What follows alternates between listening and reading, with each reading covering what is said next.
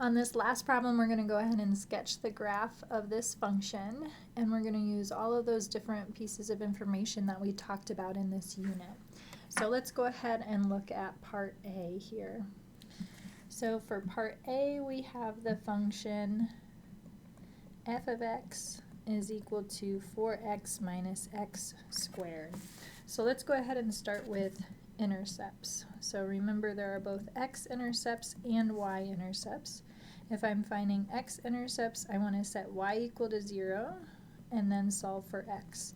So in our case, we would have 0 is equal to 4x minus x squared. On the right side, we could factor out an x. That would leave me with 4 minus x. So setting each one of those factors equal to 0, either x is equal to 0 or 4 minus x equals 0, which means x would be equal to 4.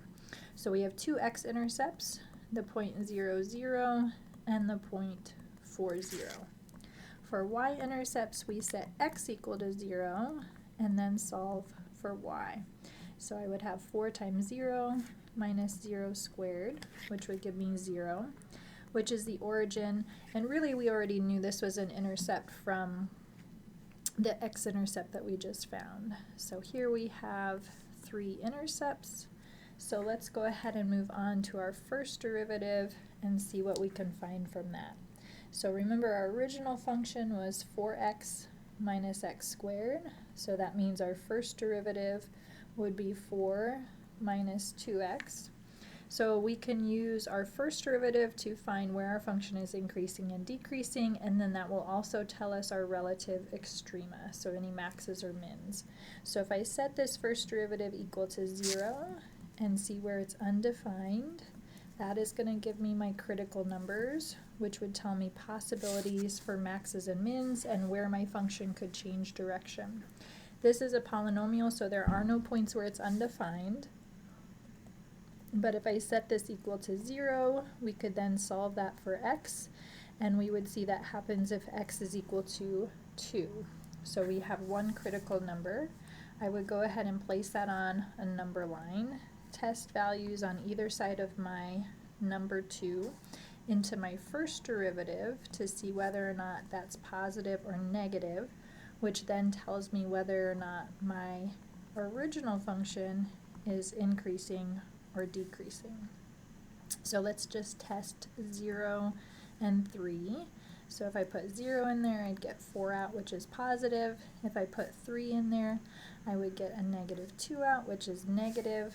So we know my derivative is switching from positive to negative around 2, which means my original function would switch from increasing to decreasing. So that means there would be a relative max at that point when x is equal to 2. We would want to plug that back into our original function to see what the y value is at that point. So when I plug 2 back into the original function, we would have 4 times 2, which is 8, minus 2 squared, which is 4. So that 8 minus 4 would give me a value of 4. So really, we know that it's increasing on the interval from negative infinity to 2. It is decreasing on the interval from 2 to infinity, and we have a relative max at the point 2, 4. So that's quite a bit of information that our first derivative is able to tell us. So let's move on to the second derivative. So remember, my first derivative was equal to 4 minus 2x. So that means my second derivative would be equal to negative 2. So this is always negative, right? This is always less than 0. It doesn't matter what x is going to be. So if my second derivative is always negative, that means my original function is always going to be concave down on the entire domain, which would be all real numbers or negative infinity to positive infinity. There would also be no points of inflection here because my function does not change concavity. So that is kind of our piece of information we get from that second derivative. Alright, so let's go ahead and start sketching this. I always like to start from points I know are on my graph. So in our case, that would be our intercepts and our relative max. So remember we had intercepts at 0, 0, and at 4, 0. So let's go ahead and plot those. So 0, 0 is right at the origin, and then 4, 0 would be right there. We had a relative max. Remember we used our first derivative to see that we had a relative max at the point 2, 4. So I can go ahead and plot that. 1, 2, 3, 4. So there's my point 2, 4. And then we kind of want to think of these points as breaking our function down in these different intervals. So if I look at this part of my graph to the left of 0 and kind of think about what's happening, I know my function is increasing and it's always concave down. So it would have to look like this. In between 0 and 2, I'm still concave down and I'm still increasing. So it's going to have kind of the same or similar behavior there. At 2, we then switch to decreasing. Remember, it's still concave down, so we switch to decreasing down to this other intercept, and we continue to decrease and be concave down the rest of the way. So that really is enough for me to then sketch the graph. We could label all of those points that we had, the intercepts and the relative max, and we would get that sketch right there. Alright, let's look then at part B. So part B was a function f of x is equal to 5 minus 3x over x minus 2. We're doing the same thing. We want to go ahead and use that curve sketching process to look at the graph of this function. This is a rational function, so I would probably go ahead and start by looking at the domain, because we know for a rational function I can't divide by 0. So what I'm going to do is just look at that denominator. In our case that's x minus 2, and I'm going to see where that equals 0. So x minus 2 would equal 0 if x is equal to 2, so that's the one value we don't want in our domain. So for my domain I want the set of all x such that x does not equal 2. So you can write that however you want to, either in set builder notation or interval notation, but just kind of a reminder or making sure you understand that 2 is not in the domain of that function. Alright, so let's go ahead and look at intercepts next. Remember we have both x-intercepts and y-intercepts that we need to check for. So for x-intercepts we set y equal to 0, so I would have 0 is equal to 5 minus 3x over x minus 2. So remember, a fraction is only equal to 0 if the numerator is equal to 0. So that allows me to just work with the numerator. That 5 minus 3x, set that equal to 0, which if we move our 3x to the other side and then divide by 3, we would see that happens if x is equal to 5/3. So my x-intercept would be the point 5/3, 0. For my y-intercept, now I set x equal to 0. So I would have 5 minus 3 times 0 all over 0 minus 2 in the bottom. So that would give me 5 over negative 2, which is really the value of negative 5/2. So that tells me that I have a y-intercept at the point 0, negative 5/2. So here we have 2 points that I know are going to be on my graph, and I know my domain is not going to include the value of 2. So let's go ahead and move on to our first derivative. So as I'm finding my derivative, I'm going to need to use the quotient rule because we have division going on here. So as I'm using that quotient rule, u would be the numerator, so that 5 minus 3x. So that means u prime would be equal to negative 3.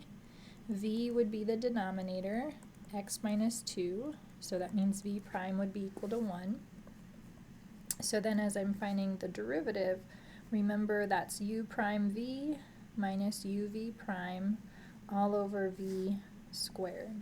So in our case that would be negative 3 times x minus 2 minus the whole quantity 5 minus 3x times 1 all over x minus 2 quantity squared. Alright, so now we could simplify this derivative a little bit. So I can distribute that negative 3 through, so that would give me negative 3x plus 6. I'm also going to distribute this negative through, and that would give me a negative 5, and then a positive 3x. And then we still have that x minus 2 squared quantity in the denominator. So here our negative 3x and our positive 3x would cancel. We can combine the 6 minus 5 to give me a positive 1 over x minus 2 quantity squared. So remember, what we do with our first derivative is we look at where this is equal to 0 and where this is undefined. So in this case, remember, a fraction is only equal to 0 if the numerator equals 0. Well, my numerator equals 1, and that never equals 0, so there are no values where it's equal to 0. If I look where it's undefined, that would happen when my denominator equals 0. So if I take x minus 2 squared equal to 0 and set that factor of x minus 2 equal to 0, we would see that would happen if x is equal to a positive 2. So we have one critical number here, but remember, this is not in the domain, right? So it could still be a place where I change direction, but this cannot be a relative max or min because it's not in the domain of the function. So then let's go ahead and think about what's happening as far as where my function's derivative is positive and negative. So that derivative was equal to 1 over x minus 2 quantity squared. So if I look at this a little bit, I know the numerator is 1, that's positive, and my denominator is this x minus 2 quantity squared. Well, something squared is always positive. So if I have a positive over a positive, that's always going to be a positive value. So we know that my derivative is greater than 0 everywhere, right? Everywhere on the domain. So that means that my function is increasing on the entire domain. And we know that the domain does not include 2, so that would be from negative infinity to 2, and then from 2 to positive infinity. Again, we don't have any relative extrema, so we could also just kind of keep that in the back of our mind, is that I don't have a max or a min anywhere for this function. Alright, so let's go ahead then and find our second derivative. So from my first derivative, remember, is 1 over x minus 2 squared. We could rewrite that as x minus 2 to the power of negative 2. So when I find my second derivative, I don't have to use the quotient rule, I can just use that general power rule. So my power negative 2 comes down to the front, inside stays the same. I subtract 1 from my exponent, and then I multiply by the derivative of the inside, which in our case would just be 1. So then we could rewrite this. This would be negative 2 over the quantity x minus 2 cubed. So then as we're working with this second derivative, remember, we want to go ahead and see where this is equal to 0 and where this is undefined. So if I look at those two places, there are not going to be any values where it's equal to 0 because, again, a fraction only equals 0 if the numerator equals 0, and it does not. It's equal to negative 2. It would be undefined if the denominator equals 0. So again, working with that x minus 2, we would see that happens if x is equal to 2. But again, remember, we said this is not in the domain. So it can't be an inflection point, but it still could change concavity at that value. So let's go ahead and check on either side of that value 2 to see what's happening with my original function. So if I pick some test values on either side of 2, let's pick 0 and 3. Remember, we're plugging this into the second derivative, which would be negative 2 over the quantity x minus 2 cubed, and we want to look at what the sign is for that. So in the numerator for both of these, we have negative 2, that's definitely negative. In the denominator, when I plug in 0, I would have 0 minus 2, which would be a negative 2 cubed, which would give me a negative.